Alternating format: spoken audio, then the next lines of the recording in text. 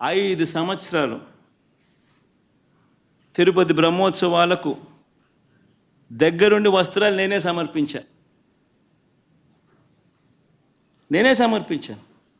వస్త్రాలను నెత్తిన పెట్టుకుని మోసుకుంటూ వెళ్ళి వెంకటేశ్వర స్వామి మీద భక్తి శ్రద్ధలు చూపిస్తూ వెంకటేశ్వర స్వామికి బట్టలు సమర్పించడం జరిగింది. నేను అడుగుతా ఉన్నా, ఫస్ట్ టైం ఎవడన్నా పోతా ఉన్నప్పుడు నువ్వేదో ఇట్లా మాటలు మాట్లాడినా అర్థం ఉంది. 10 సార్లు 11 సార్లు పోయిన తర్వాత ఈరోజు నేను తిరుమల తిరుపతి దేవస్థానానికి నేను పోతానంటే నేను అడ్డుకుంటూ ఈ మాదిరిగా నువ్వు నోటీసులు ఇస్తూ